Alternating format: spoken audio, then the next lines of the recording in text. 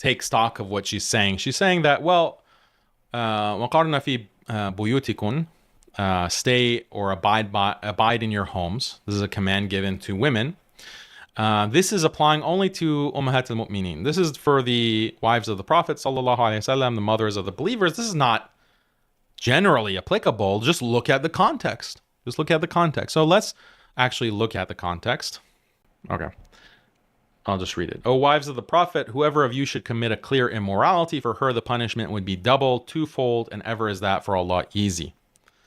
And whoever of you devoutly obeys Allah and His Messenger and does righteousness, we will give her reward twice, and we have prepared for her a noble provision. O wives of the Prophet, you're not like anyone among women. If you fear Allah, then do not be soft in speech to men, lest he in whose heart is the disease should covet, but speak with appropriate speech. And abide in your houses, وَقَرْنَ فِي بُيُوتِكُنْ, and do not display yourselves as was the display of the former times of ignorance. So isn't it interesting how Rania Awaad and the other modernists, feminists, simp imams who give this analysis of the verse never read the entirety of the verse?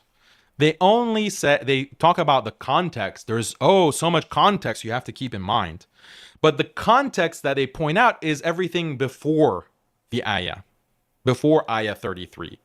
But they don't read ayah 33 fully. They just read the first part of it. And they say, well, this first part of it, just like the rest of the ayat prior to it, are specific to the Prophet sallallahu alaihi wasallam.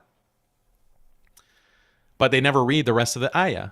But look, the rest of the ayah says, don't display yourselves. Don't display, tabarruj. Don't show your beauty and display yourselves like in the times of Jahiliyyah. So is that only for the wives of the Prophet sallallahu alaihi wasallam? Is tabarruj and displaying yourselves like the times of Jahiliyyah? Muslim women in general can do that. But only the wives of the Prophet sallallahu alaihi wasallam cannot. How does that make any sense? Obviously, the rest of the ayah is applying to all women. So continue reading. And establish prayer and give zakat and obey Allah and His Messenger.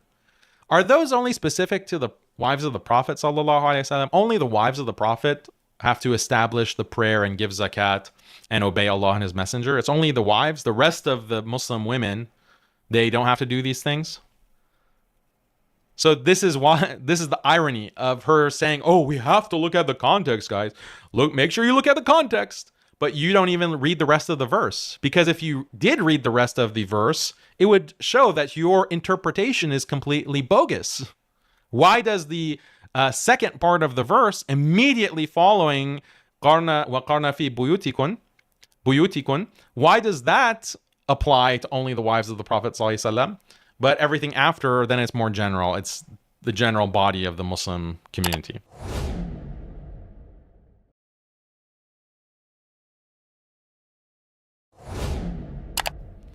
So this is deception, right?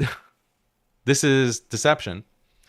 And we're going to get into another big contradiction, because if it's true that وَقَرْنَ فِي بُيُوتِكُنْ is only for the wives of the Prophet sallallahu alaihi wasallam, there's many examples of the wives of the Prophet sallallahu alaihi wasallam leaving their homes. They would leave. They would go to the masjid, for example, for salah, Isha and Fajr salah.